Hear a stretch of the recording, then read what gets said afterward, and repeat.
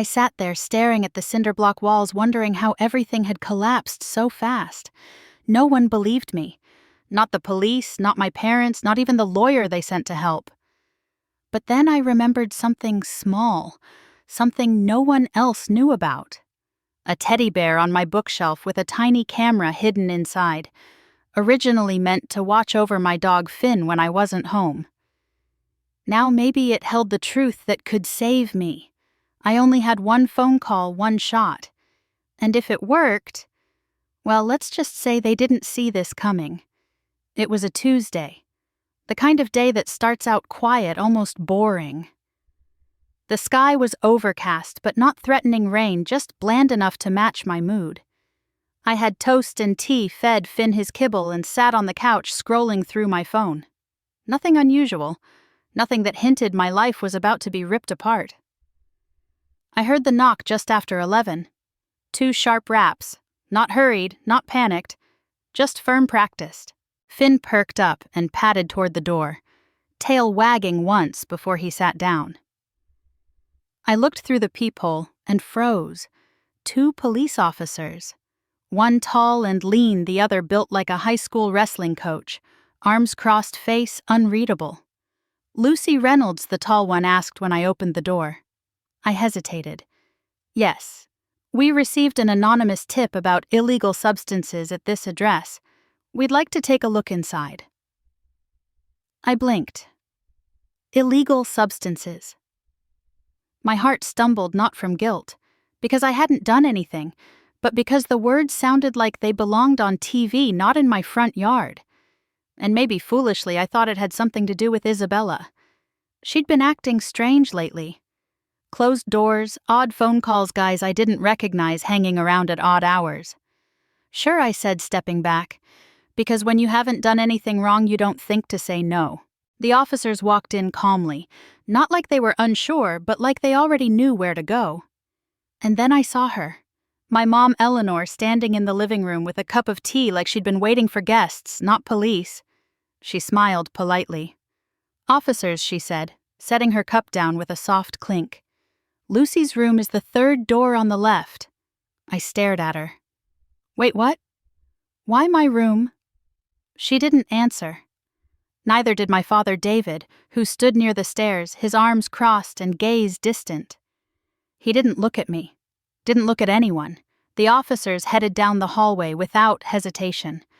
Not like they were searching, but like they already had a destination. My feet moved on their own, trailing after them, my brain trying to keep up with the sudden shift in reality. My room. They thought this was about me.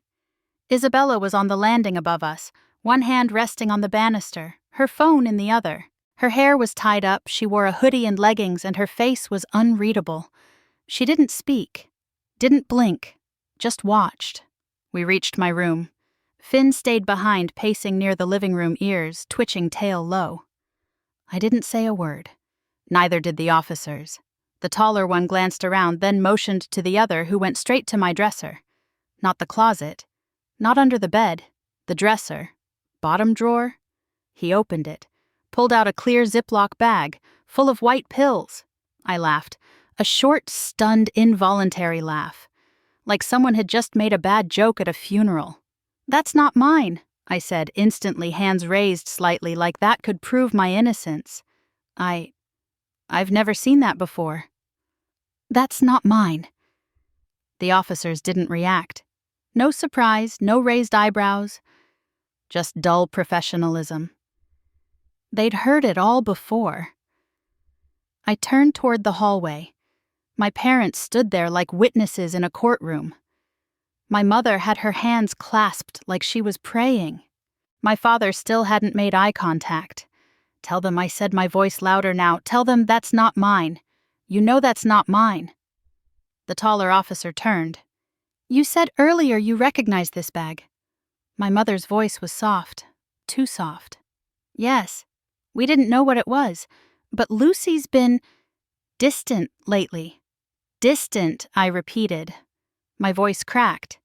We thought it was stress, David added, still not meeting my eyes. School, you know. But she's been spending a lot of time alone. Acting, erratic, The word echoed in my head. Erratic. Like I was unstable. Like I wasn't just being accused. I was being rewritten. "This is insane," I whispered. "It's not mine." "Isabella." I turned, pointing upstairs. "She—" "Lucy." My mother cut in, her voice low but sharp. "Don't make this worse than it already is." And just like that, the cuffs were out, cold metal wrapped around my wrists, tight enough to bite. I didn't struggle. I didn't cry. I just stood there, staring at the people who were supposed to love me, supposed to protect me, as they watched me get arrested like I was a stranger who'd wandered into their house and caused trouble. Finn whined from the hallway, unsure whether he should approach. One of the officers told him to stay back. Isabella hadn't moved. Her eyes followed me as I was walked out the front door, still saying nothing. No apology, no guilt, just silence. The neighborhood was unchanged. The same old mailbox, the same neighbor's car, the same sky. But everything in me had tilted, cracked. I'd thought the worst thing that could happen was being forgotten by my own family. Turns out it's worse to be remembered like this. The holding cell was small, cold, and painted in a shade of gray that seemed specifically chosen to make people feel forgotten. The bench was barely wide enough to sit on, let alone lie down, and the walls echoed everything, even my breathing. I sat there with my back straight, wrists still sore from the cuffs, staring at the concrete like it might somehow give me answers. No one had spoken to me since the arrest. No lawyer, no officer, no parent, no sister. The silence was deafening. How did this happen? How had I ended up here while Isabella stood untouched, watching me get dragged out of our home like some neighborhood criminal? I tried to piece it all together, but my brain was foggy. My stomach twisted in a slow, sick churn. Every few seconds I'd remember the look on my mom's face, that fake concern barely hiding calculation. Or my dad, who hadn't said a word in my defense. He'd always been the quiet one, but never like that, never silent when it mattered. I wanted to believe there'd been a mistake. That somehow, when this all came to light, someone would realize the truth and set things right. But that hope, it was already slipping. I leaned back against the wall and closed my eyes, letting my thoughts wander where they always did when things felt too heavy. Back to when I was a kid. There was a time I believed that if I did everything right, everything would fall into place. If I got the good grades, cleaned up after myself, kept my head down, smiled when spoken to, that eventually someone would notice, that love would be earned. Isabella never had to try. She was born 3 years before me with a full head of hair and a scream that sounded like a demand. My mom always said she had presence, like even as a baby she expected the world to revolve around her. And in a way it did. I remembered the art project. I was maybe 10. We were both in elementary school and our classes had made clay projects for the spring fair. I spent hours on mine, this intricate little bowl with painted flowers, uneven but bright. Isabella made a lopsided thing that barely stood upright. But guess which one got displayed in the living room? My mom cleared a shelf for hers, put it on a little stand, told visitors Isabella made that. Didn't she do a great job? Mine ended up in the junk drawer, the same one where expired coupons went to die. It was like that with everything. When Isabella had a piano recital, my parents rented folding chairs and passed out iced tea to the neighbors. When I had a small part in the school play, they forgot to show up, said they thought it was just a rehearsal. They weren't mean, not in the obvious way. No yelling, no punishments, just absence. Just attention that skipped over me like I was the commercial break between their episodes of Pride. Sometimes I thought if I acted out, maybe they'd see me. But I never did. I didn't want to be a problem. I wanted to be enough. I didn't realize then that invisibility was harder to undo than disapproval. The only living being that ever made me feel like I mattered without conditions was Finn. He wasn't even meant to be my dog. When Isabella turned 14, she begged for a puppy. She printed out research articles, made charts, promised she'd walk him every day, feed him, train him. "He'll be my emotional support animal," she'd said dramatically, like she was applying for an Oscar. My parents relented, as they always did. And that's how Finn came into our lives, tiny, trembling with 2 big eyes and a bark that sounded more like a hiccup. Isabella adored him for 3 weeks. Then she said he smelled, said he was too loud, Said he scratched the floors. One afternoon, I overheard my parents talking about calling a shelter. If no one wants him, my dad had said, we'll have to put him down. I was 11. I ran into the room shouting that I'd take care of him, that I'd feed him and train him and walk him every day. I remember Eleanor looking at me like I'd grown a second head. He's your responsibility, she'd said, her voice flat. And he was. But he wasn't a chore to me. Finn became the one constant. When people argued, he'd curl up beside me. When Isabella slammed doors and called me names, he'd lick my hand like an apology for what he couldn't fix. He followed me from room to room, slept at my feet.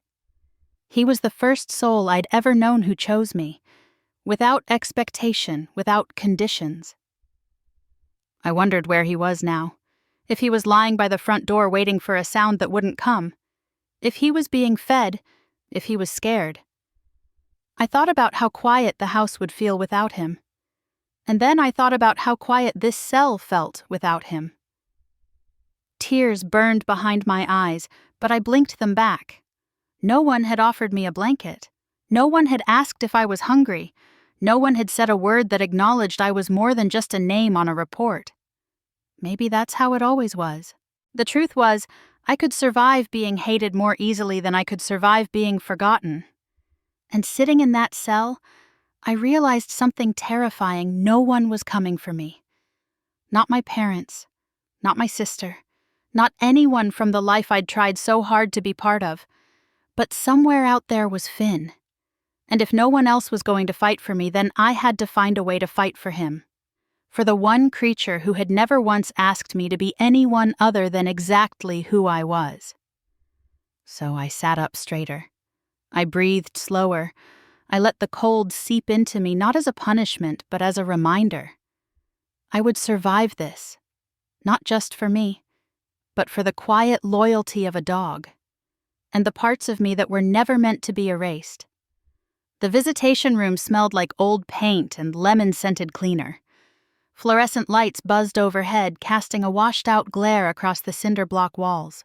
It looked more like a waiting room in a run-down clinic than a space meant for family reunions. But maybe that was the point. This wasn't about comfort. It was about containment. I was led in by a guard who didn't say a word. His boots echoed down the hallway, each step a reminder that I was somewhere I didn't belong. My wrists were no longer cuffed, but the sting from the tight metal still lingered. My skin felt raw, like I'd been scraped open by the very people who were supposed to protect me. When I stepped inside, they were already there. My parents. Eleanor sat with perfect posture, her hands folded neatly on the table, wearing a soft beige sweater like she'd just come from a brunch she didn't enjoy. David was beside her, his arms resting on the table, his fingers tapping rhythmically as if waiting for his coffee to arrive. Neither of them looked like people who had orchestrated the downfall of their own daughter. They looked composed, distant, like they were here out of obligation, not urgency. They didn't rise when I entered, didn't smile, didn't even flinch. My heart, already bruised, took another hit. I sat across from them slowly, unsure if I should speak first. The guard took his place near the back wall, eyes low, pretending not to listen, but close enough to remind us we weren't alone. Eleanor was the first to speak. "Are they treating you okay?" she asked, her tone light, almost cheerful, like she was asking if the hotel room had clean towels. "They gave me a sandwich," I replied flat. She nodded as if that settled something. David glanced at me briefly, then looked away. That familiar, slow nod of his, the one he used at dinner when he didn't want to talk, but didn't want to seem rude. The same nod he gave when Isabella brought home awards. The same nod he gave when I asked if he was proud of me. I waited, hoping they'd say something real, something that acknowledged the insanity of what had happened.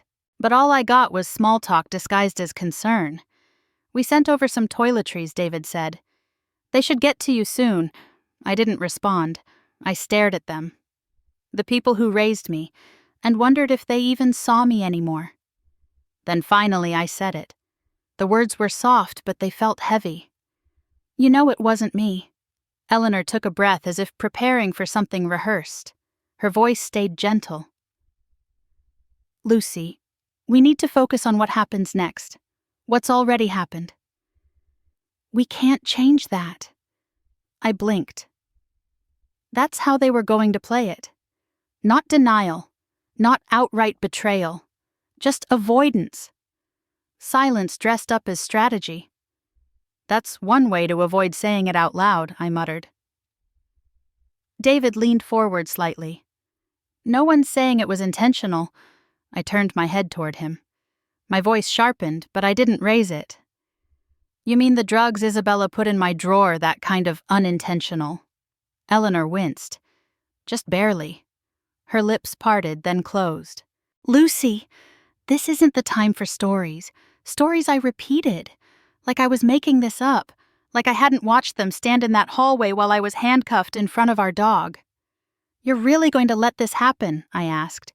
You're just going to sit there and let them do this to me? David's eyes stayed on the table. You're young. This won't follow you forever.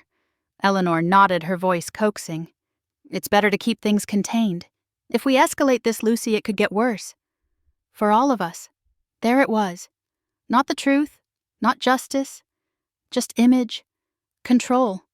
The idea of family more important than the actual people in it. They didn't care about what was right. They cared about what was tidy. I didn't argue. I just watched them talk around the truth like it was a bruise we weren't supposed to mention. I didn't feel like their daughter anymore. I felt like a liability, but there was still one thing I needed to ask. One thing that mattered more than clearing my name, more than any courtroom. What are you going to do with Finn? They blinked as if I'd changed the subject. David was the first to respond. He's fine. Then after a pause he added, but he's old. You're not coming home anytime soon. Eleanor's voice softened. Too much. Like she was trying to soothe a child about a lost balloon. It's not fair to leave him wondering. He doesn't understand what's happening. My jaw tightened. You're not putting him down. I didn't yell. I didn't move. I just said it like a fact. A line that wouldn't be crossed. Eleanor gave me a look I'd seen before. That awful, gentle pity. The kind of look that made it worse than if she'd just yelled, because it meant she'd already made up her mind. We'll do what's best. I leaned back slowly, staring at the ceiling to keep my voice steady. There was nothing left to say. They weren't here to help. They were here to hand me a script and tell me which part to play. They stood to leave. Eleanor hesitated at the door. We found someone to represent you, a lawyer. Her name's Hannah. She's very capable. Capable of what I didn't ask. I didn't look up. They walked out without another word. I stared at the door long after it shut, trying to remember what it felt like to believe your parents would fight for you. And all I could think was how fast they'd chosen the easier daughter to save. The next morning started the way most mornings in holding do. Cold, slow, and detached from time. I hadn't slept much. The bench was too hard, the lights too bright, and my thoughts too loud. I sat there, hunched into myself, counting the seconds as they dragged by, wondering what fresh version of limbo today would bring. When the guard finally came to get me, I didn't ask questions. I followed him down the hall with the same blank stare I'd seen in every other detainee. My heart had settled into something strange. No longer frantic, but not calm either. Just still, like a lake before the storm rolls in. They led me into a small concrete room with 2 chairs and a table bolted to the floor. A woman sat waiting, flipping through a file folder. She looked younger than I expected. Maybe mid-30s with sharp eyes and a blazer that didn't quite fit her shoulders. She had a spiral notebook, not a laptop, and a face that said she didn't waste time. Lucy Reynolds, she said without looking up. Yes, I replied quietly. She flipped another page. I'm Hannah Patel. Court appointed. I've reviewed the report and spoken with your parents. That last sentence hit like a slap I'd already seen coming. Of course she had. Of course Eleanor and David had been the first to shape the narrative. That's what they did best. Present a version of events that made them sound like the calm ones in a crisis. They're very concerned, Hannah continued. They say this kind of behavior is out of character for you, but also that you've been withdrawn lately. Distant, erratic. Erratic. That word again. I didn't respond. I stared at the wall behind her, blinking slowly. Years of staying quiet made silence feel safer than speaking even now. She didn't push, just set the file aside and folded her hands. I want to go over the evidence with you, she said. We need to talk about the item found in your dresser. I didn't put it there, I said, before she could continue. My voice was steady but low. My sister did. Isabella. There was a pause. Not long, but enough to notice. She didn't scribble anything down, just met my gaze. You're saying your sister planted it? Yes. And your parents? They know. They're helping her cover it up. Hannah didn't nod, didn't frown. She stayed still, absorbing. Do you have any proof of that? I opened my mouth to say no. Because what could I possibly have? It was her word against mine, and 3 voices would always outweigh 1. But then it hit me, like a sudden jolt, like a light turning on in a pitch-black room. The bear, the stupid plush lopsided teddy bear on my bookshelf. When Finn started having little seizures last year, I'd bought a cheap camera online, motion activated with a micro SD card that recorded locally. I'd hidden it inside the bear facing the dresser so I could check on Finn while I was at school. No Wi-Fi, no cloud. Just a simple recorder I checked by pulling the card and popping it into my laptop. I never told anyone about it. Not because I was keeping secrets, but because no one cared. And if they found out, especially Isabella, I knew I'd never hear the end of it. My heart started pounding. If the camera had been running, if the SD card hadn't filled up or gotten knocked loose, there was a chance. Just a chance that it caught everything, but I couldn't tell Hannah. Not yet. If she said something to my parents or even just mentioned it to the wrong person, the bear might disappear. That card might vanish. And with it, my only lifeline. I needed someone I could trust. Someone fast, quiet, and loyal. They told me I had 1 phone call. Just 1. So when they brought me back to the phone, I didn't hesitate. I didn't call a parent. I didn't even call Hannah. I dialed Savannah. She picked up on the 2nd ring. Hey, she said, voice soft but confused. Lucy, I need a favor, I said, skipping hello, skipping everything. Are you okay? She asked, instantly alert.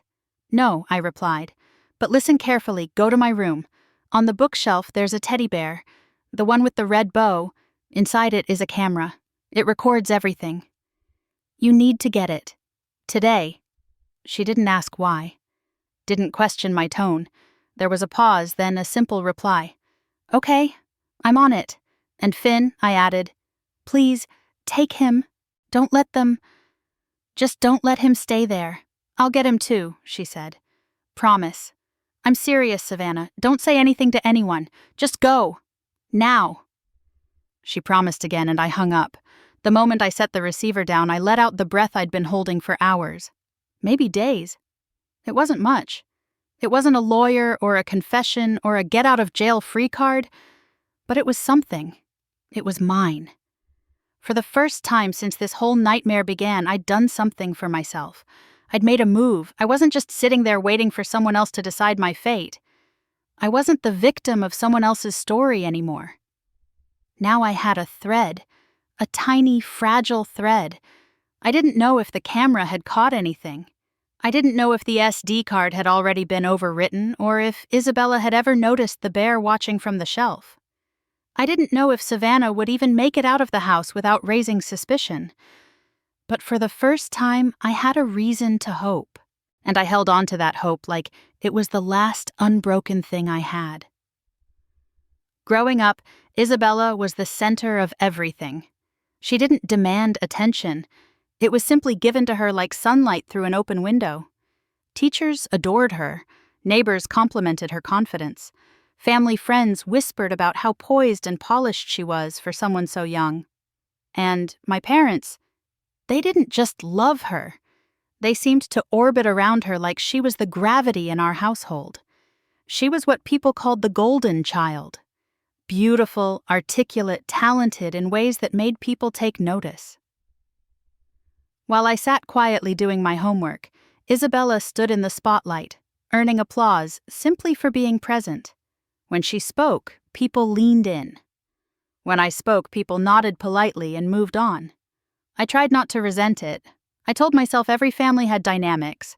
Some kids were louder, some kids got more attention. It didn't mean I was less.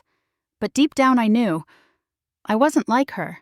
And because of that, I would never be enough. Still, I tried. I was the quiet achiever, the background helper. I kept my grades up, stayed out of trouble, helped around the house.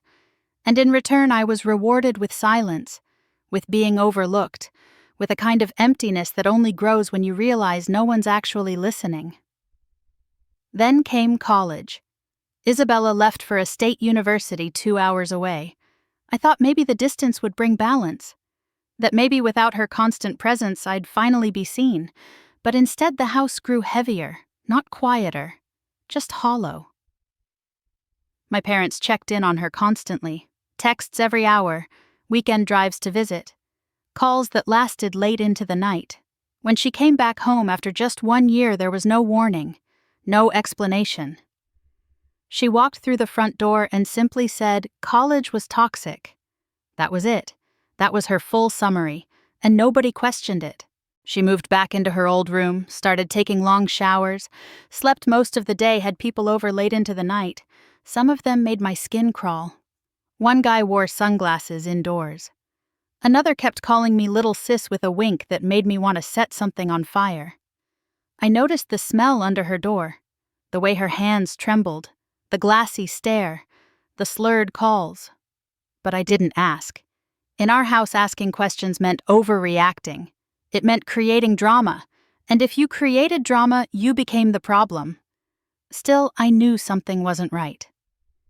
Then, one afternoon a few months later, I walked into the kitchen and overheard a conversation I wasn't supposed to hear. My parents were sitting with Isabella. The door was cracked open just enough. "He's made his decision," my father said. Eleanor's voice followed. He didn't even talk to us first. Just went straight to the lawyer. I heard Isabella scoff. "That's insane." "Why her?" There was silence. Then Eleanor whispered, "She's been going over there more. You know how he is. Always soft for the quiet ones." "You're not seriously going to let this happen?" Isabella snapped. "We won't," David said. "But we need to be careful." My stomach dropped. I backed away slowly and pretended I hadn't heard a thing, but my mind was racing. The only he they could be talking about was Grandpa Joseph. And if it was about lawyers, it had to be the will. I didn't want to believe it, but part of me already knew. Later, much later, I would learn the full truth. Joseph, my grandfather, the only person in our family who ever made me feel seen, had decided to leave everything to me. Not because of money, not because I asked for anything, but because I was the only one who showed up when there wasn't anything in it for me. He'd told Eleanor and David out of courtesy. And in doing so, he'd signed my sentence. Isabella spiraled after that. Her drug use got harder to hide. The mood swings. The paranoia. She flinched when anyone knocked. She barely ate. She started locking her door and snapping at everyone, even our parents. But instead of confronting her, they started protecting her, making excuses. She's just stressed. She needs time. She's figuring things out. The truth was they were scared. Scared of what would happen if Joseph's will went through. Scared of losing everything to the daughter they barely acknowledged. And more than anything, they were scared of Isabella being exposed, because if people knew she was using, if word got out, their perfect image would shatter. So they talked, late at night, behind closed doors, and eventually they formed a plan. Isabella would do the dirty work. She would plant the drugs, make it look like I'd gone off track, like I wasn't the responsible one everyone thought I was, just a troubled girl hiding something dark. "She won't fight back," Eleanor had said. "She never does. She'll just get probation," David added. "It won't follow her forever." I don't know who said it first, who voiced the idea aloud. But once it was said, none of them took it back. None of them stopped it. They looked at me, the quiet one, and decided I was expendable. And Isabella, well, maybe she saw it as a test of loyalty. Maybe she saw it as revenge. Maybe she was just desperate. But she agreed. She slid that Ziploc bag into my drawer with steady hands. And my parents nodded along. To them, this wasn't betrayal. It was strategy. The moment Joseph said my name in that will, they decided to erase me from the story. And the cruelest part, they thought I wouldn't fight back. They thought I'd stay quiet, that I'd take the fall, that I'd do what I'd always done, disappear so they could stay comfortable. But this time they were wrong. When the guard told me Hannah was waiting, I felt a flicker of something I hadn't felt in days. Anticipation, maybe even hope. I was taken to a small interview room again, just like before. Same harsh lighting, same sterile air. But this time Hannah was already there, a folder in front of her, her hands still. She looked up when I walked in. Her expression wasn't the usual tight professionalism. It was something more focused, calmer. She didn't offer small talk. "We have something," she said. I sat down slowly, afraid to let myself believe it. "What do you mean?" Hannah opened the folder and pulled out a still image. It was grainy, low resolution, but clear enough. A girl with a high ponytail wearing a dark hoodie standing in my bedroom. Her hand was reaching into her sleeve. The dresser drawer was open. I stared. "That's her," I whispered. She nodded. "It's time-stamped. One day before the arrest. It shows your sister walking into your room, removing a small plastic bag from her sleeve, opening the bottom drawer and placing it inside. She doesn't touch anything else. She doesn't hesitate." My heart was racing. I could hardly speak. "I can't believe it caught it," I said. "I didn't even know if the battery still worked." Hannah's voice stayed even. "It worked. And the footage is legally usable. There's no audio, but the visual is clear, deliberate. No confusion about what she's doing." I felt breath return to my body in waves. Not relief, not yet, but a crack in the wall that had been closing around me. Hannah slid the folder shut. "We're not showing this to the prosecution yet. First, I want to see what your family does when they realize we know." I raised an eyebrow. "What do you mean I've scheduled a meeting?" she said. "Technically, it's a pre-trial conference. The stated reason is to clarify the defense's position before motions are filed. But I'm calling it to confront them, formally but quietly. It's legal. It's controlled. And it gives them no time to prepare lies." I nodded slowly, my mind catching up. "You think they'll break?" "I think they already have," she said. "They just don't know it yet." 2 days later, I was escorted into a beige conference room at the courthouse, the kind with laminate furniture and buzzing ceiling lights. Nothing glamorous, nothing dramatic. Just 4 walls and the weight of everything that had been done to me. Hannah sat beside me, her laptop open in front of her. Calm, collected. I tried to match her energy even as my fingers trembled beneath the table. The door opened. Eleanor walked in first, wearing a pale blouse, her jaw tight. Her face was composed but tense, the kind of look she wore when company was late or the cake didn't turn out the way she wanted. David followed his expression, unreadable as ever. He didn't look at me. He barely even blinked. Then Isabella. She walked in slowly, sleeves pulled over her hands, hair pulled back too tight. She scanned the room like a stranger stepping into unfamiliar territory, eyes flicking from me to Hannah to the laptop. She didn't say anything, just sat down. Hannah closed the folder gently and looked at all of them. "Thank you for coming. I appreciate you making time for this conference." No one responded. She clicked on her laptop. "Before we proceed, I'd like to share a brief piece of video evidence." The silence was instant, thick. She turned the laptop toward them and pressed play. The screen flickered for a second, then stabilized. The image wasn't perfect, but it was enough. Isabella, clear as day, walking into my room. She didn't hesitate. She moved like she knew exactly where to go.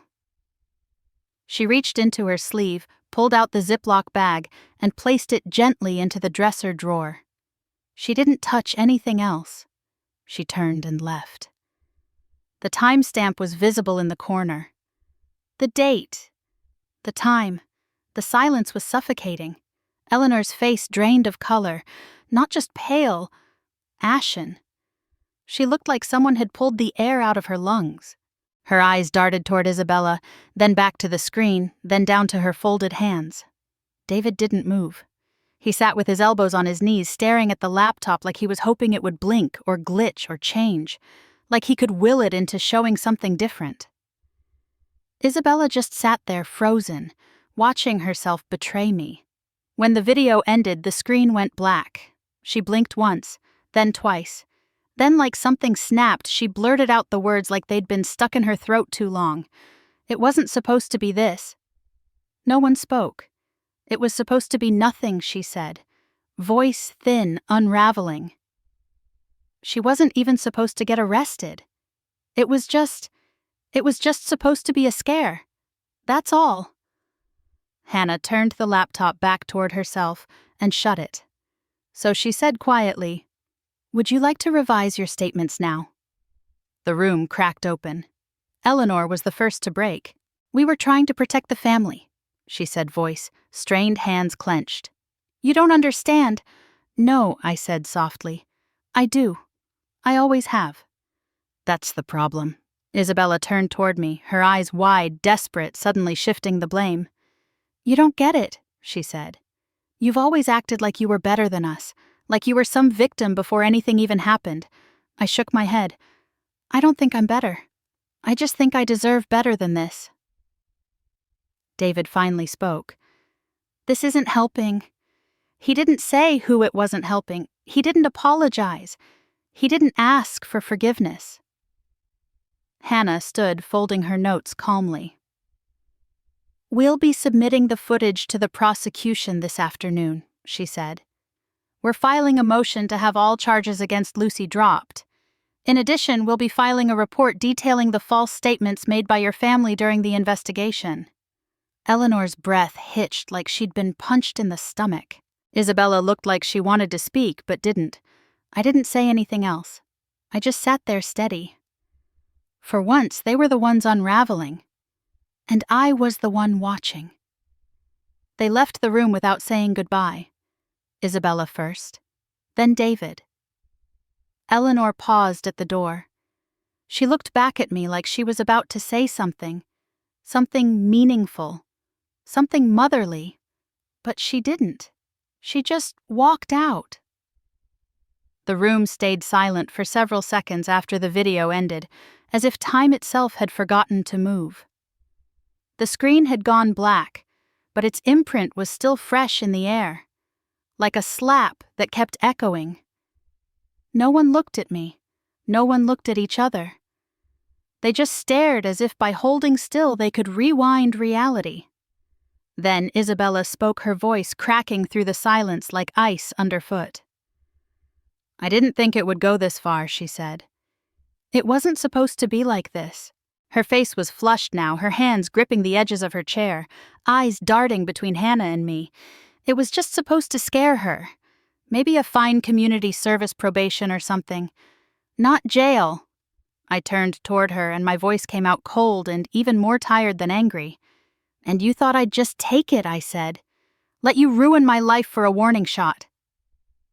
Isabella flinched but didn't respond. She opened her mouth and closed it again. There were no words left that could clean up what she'd done. I looked at both my parents, and you were okay with that. All of you were. Eleanor's eyes brimmed with tears, but they didn't fall. Her voice was tight, trembling under the weight of being found out. "We were trying to protect the family," she said, "to keep everything intact. You don't understand how fragile it's been since your grandfather made that decision.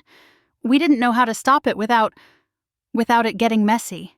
I leaned back in my chair, the weight of it all pressing down like a concrete slab.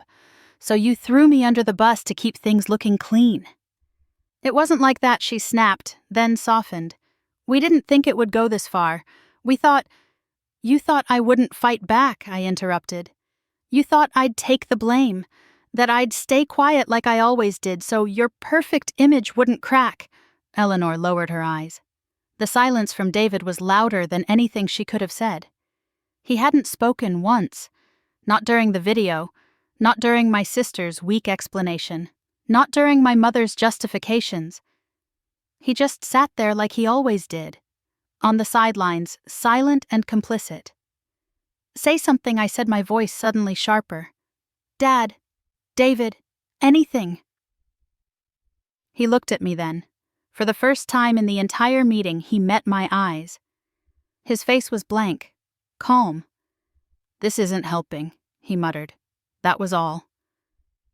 No apology, no explanation, no regret, just the same neutral non-response he gave when a conversation became uncomfortable, like this was just another family disagreement to outlast. I felt a part of me break then. Not loudly, not dramatically, just a quiet snap, the kind that changes you, the kind that makes you stop hoping for someone to be someone they've never been. Hannah stood, her movements efficient and composed. She tucked the laptop into her bag and spoke without raising her voice. The video evidence will be submitted to the prosecution this afternoon, she said. We will also file a formal motion to dismiss all charges against Lucy. Furthermore, we are submitting a report detailing the false witness statements provided by Isabella Reynolds, Eleanor Reynolds, and David Reynolds during the investigation. These will be reviewed as potential charges of obstruction, conspiracy, and perjury. Eleanor gasped, her breath catching like she'd been struck. She looked to David for support, but he didn't react. Just sat there, a monument of indifference. Isabella let out a shaky breath. She looked small now. Not the powerful older sister who used to own every room she walked into. Not the confident girl my parents adored. Just a scared person unraveling under the weight of her own choices. I didn't mean to ruin everything, she said. She stopped, swallowed. You were always the favorite to Grandpa. I couldn't stand watching you win while I fell apart. I stared at her, but I didn't reply. Because there was nothing left to say. This wasn't about inheritance, and it wasn't about favoritism. It was about power, about control, about people who were so desperate to protect a carefully constructed version of family that they forgot what real love looked like.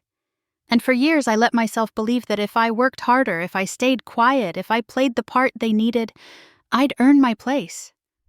But now I knew better. They never wanted me to be equal. They needed me to stay beneath them, quiet and forgettable, until I stopped being convenient, until I became a threat. Hannah gathered her things. We're done here. She didn't wait for anyone to argue. She didn't offer a closing statement.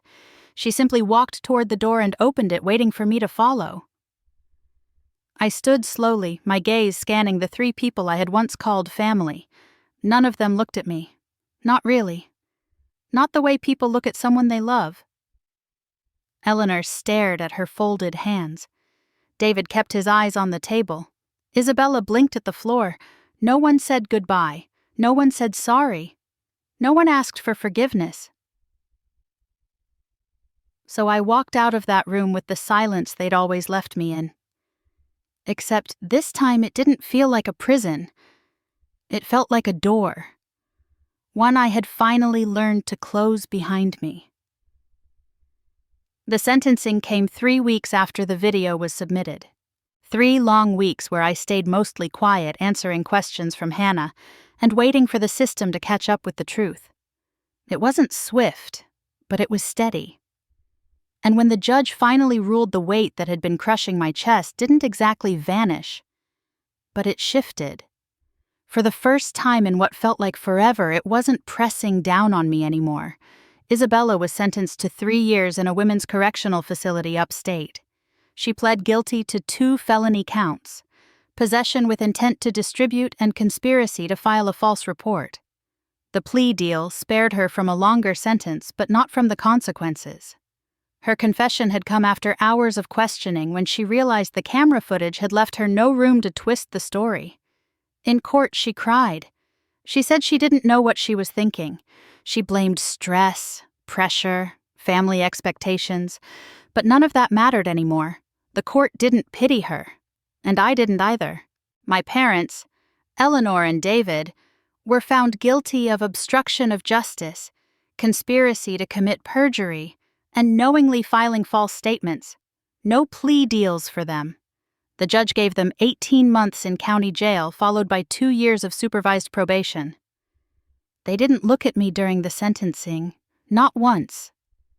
David stared at the floor. Eleanor dabbed at her eyes, but the tears looked more like regret than remorse. They had lost more than their freedom. They lost their reputation, their friends, and each other. By the time the verdicts were handed down, they had stopped speaking altogether. No dramatic argument, just silence.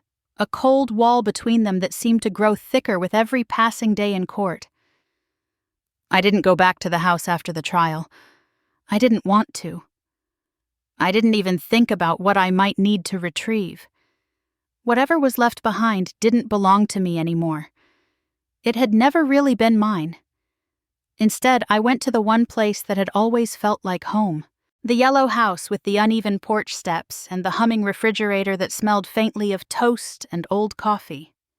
Joseph opened the door before I even knocked. He pulled me into a hug, and for a moment I let myself breathe. He didn't ask me to explain. He didn't demand updates. He just made grilled cheese and poured tea and sat next to me like we were exactly where we were supposed to be. That night, after Finn had curled up under the table with a sigh that shook his whole body, Joseph sat across from me with a folder in his hands. Manila, thick, carefully labeled. "I meant to tell you this sooner," he said, "but things got messy." I raised an eyebrow. "What is it?" He pushed the folder toward me. "It's all yours. The house, the account, the stocks, everything." I blinked. "Wait, what I set up a trust," he said. "Irrevocable. It's already filed. Already active. You'll hear from the attorney next week." I stared at the folder. "You're leaving everything to me." He nodded. "I told them. Couple weeks before everything blew up. Figured they'd hear about it anyway. Might as well come from me." The words settled heavily in the space between us. I thought about all the pieces now making sense. The looks, the meetings, the way Eleanor and David had scrambled behind closed doors. "They were furious," he continued. "Your mother called me after you were arrested. Told me I should rethink the will. Said you weren't stable. That you were involved in drugs. That I didn't know the whole story." I clenched my hands under the table. "Did you believe her?" He looked me straight in the eye. "No. But I didn't argue either. I called my lawyer." He paused, his voice steady. "Your father called too. Said they were trying to protect the family's future. That you'd be fine. That the charges wouldn't stick." My chest burned not with anger, but with that familiar ache of being expendable. Even when I had done nothing wrong, they were willing to erase me. Joseph tapped the folder. "I didn't change the will. I got rid of it. This isn't a promise anymore. It's a fact. They can't touch it." I didn't know what to say. All this time I'd been fighting to prove I mattered, to convince the people who raised me that I was worth something. And the truth was they were never the ones holding my worth. Joseph had seen it. Without conditions, without performance. Under the table, Finn nudged my foot like he knew something had shifted. I looked up at Joseph. "Thank you." He smiled gently. "You're the only one who ever showed up when there was nothing in it for you. I thought that was obvious." I nodded slowly. My throat was too tight to speak. That night, I stayed in the spare bedroom. It was dusty and full of old books and boxes I hadn't opened since childhood. But it was warm. Real. Safe. I didn't dream about courtrooms or cameras or metal handcuffs. I dreamed about quiet dinners and long walks with Finn. About starting over, not in a dramatic way, but in the kind of way that lets you breathe again. Joseph didn't ask for forgiveness on behalf of my parents. He didn't give some tired lecture about blood and family and second chances. He just let me exist. Let me be.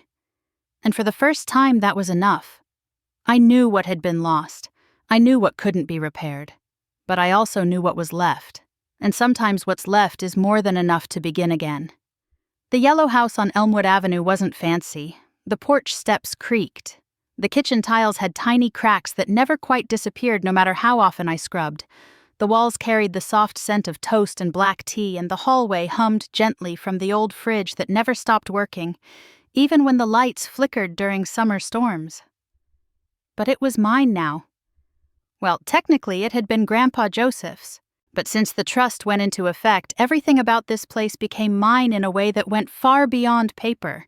It wasn't just a legal transfer, it was a kind of quiet living declaration. You belong here. No conditions, no test to pass. The first thing I did was repaint the hallway. The faded beige had always made the place feel smaller than it was. I picked a soft sage green that reminded me of mornings. Calm, new, full of quiet potential. I cleared out the attic too, tossing old boxes of unused junk and dusting off picture frames I hadn't seen in years. Joseph watched from the living room, occasionally nodding in approval, sometimes offering a suggestion, but mostly letting me move at my own pace. Finn followed me from room to room like he always had his tail wagging, just enough to show he still meant it. He was older now, with a limp in his back leg and sleepy eyes that stayed closed longer during naps. But he was here, still mine, still choosing me. Savannah came by often. She never brought up the court case unless I did. She didn't try to comfort me with platitudes or offer speeches about healing. She just helped patch up a loose floorboard in the laundry room. She helped me move Joseph's records out of the office so I could set up a desk. And she laughed. Really laughed, when we found a box full of old cassette tapes labeled "Do Not Touch Unless You Like Jazz." We didn't throw those out. I started waking up early again. Not because I had to, but because I wanted to. I made coffee the way Joseph liked it. Strong and a little bitter. And took it out to the porch where I'd sit with a notepad and let my thoughts breathe. One morning, after weeks of thinking about it in pieces, I finally made a decision. I signed up for classes. It wasn't dramatic. I didn't slam a fist on the table or make some kind of big declaration. I just clicked through the website for the local community college, browsed the catalog, and enrolled in an online course in criminal justice. It felt strange at first. I'd never been the type to daydream about becoming a lawyer. I used to think I'd go into art history or early childhood education. Something quiet, predictable. But after everything I'd lived through, everything I'd watched the legal system do and fail to do, I couldn't ignore the pull. I didn't want revenge. Not anymore.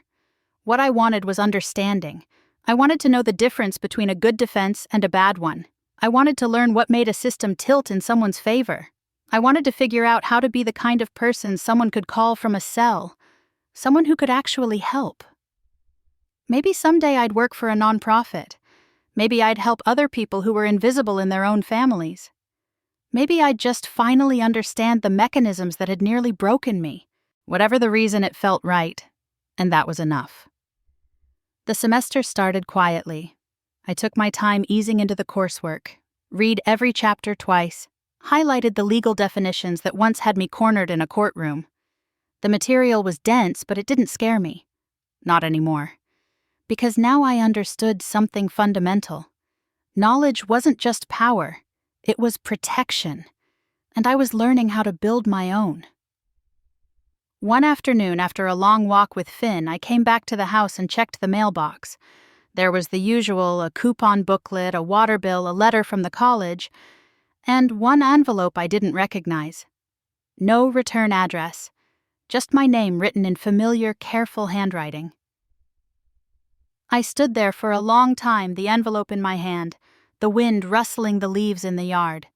I didn't need to open it to know who it was from. Isabella. The handwriting hadn't changed. Neither had the way she looped her Y's or pressed too hard on the downstrokes. I thought about all the things that letter could contain. An apology, a justification, a confession, or maybe just more manipulation. But I didn't want to know. Not yet. Maybe not ever. I didn't rip it up. I didn't throw it away. I placed it in the top drawer of Joseph's old desk right next to a notebook filled with case notes from my first class. I slid it shut gently, and let it rest there among the things I wasn't ready to deal with. Some days I still felt the shadow of it all. The betrayal, the loneliness, the memory of being cuffed in my own hallway while my mother looked on like I was someone else's child. But most days now were softer. I cleaned the windows. I read chapters late into the night. I took Finn to the park and let him chase squirrels he had no chance of catching. I made grilled cheese for Joseph and watched documentaries Savannah claimed were too boring for anyone under 80. The house became more than safe. It became mine. And I became someone I recognized again. Not the girl they tried to destroy, not the scapegoat, not the forgotten sister.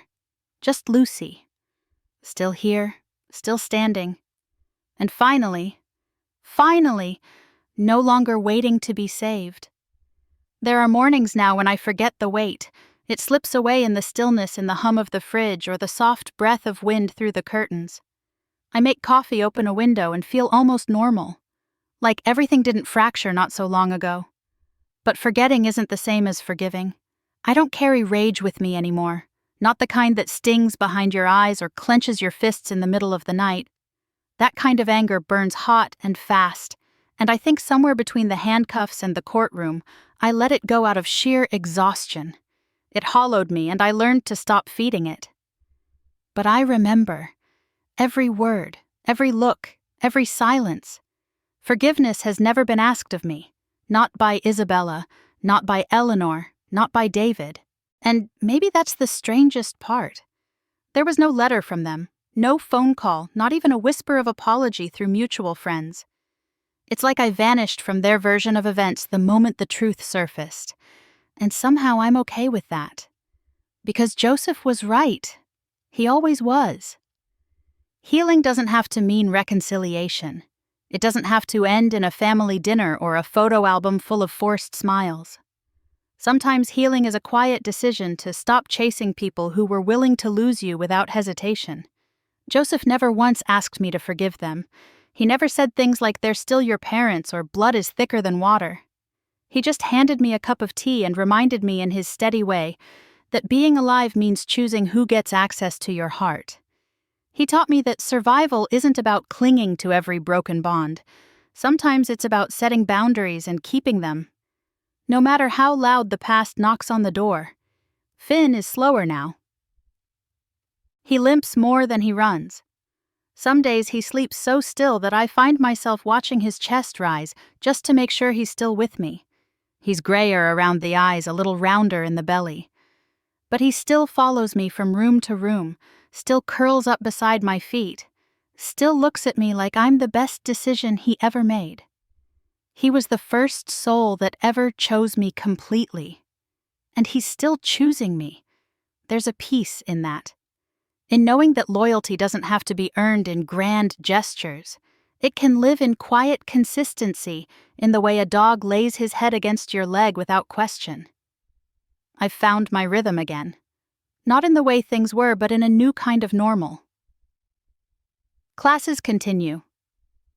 I've joined a discussion group with others studying criminal justice. Some are older, some younger, but we all carry stories. There's a shared determination among us, not to rewrite the past, but to protect others from repeating it. I've even thought about applying to work with juveniles, kids who've been written off too early, labeled before they've had a chance to speak. It feels like something I can do with purpose, with honesty. Every now and then I walk past the drawer that holds Isabella's letter. It's still unopened. I don't avoid it and I don't stare at it. It's just there. A piece of the story I'm not ready to read. Maybe I never will. Maybe that's okay. Closure doesn't have to come in the form of confrontation. Sometimes it's just not needing their side of the story anymore. I used to wonder if they expected me to return someday. Head down, grateful for whatever scraps of affection they offered. As if betrayal could be polished into a lesson I should be thankful for. But I'm not a student in their classroom anymore. I'm Lucy. I'm not the quiet shadow at the edge of every family photo. I'm not the scapegoat or the forgotten daughter. I'm not the girl who waited to be chosen. I choose myself now. There are still hard days.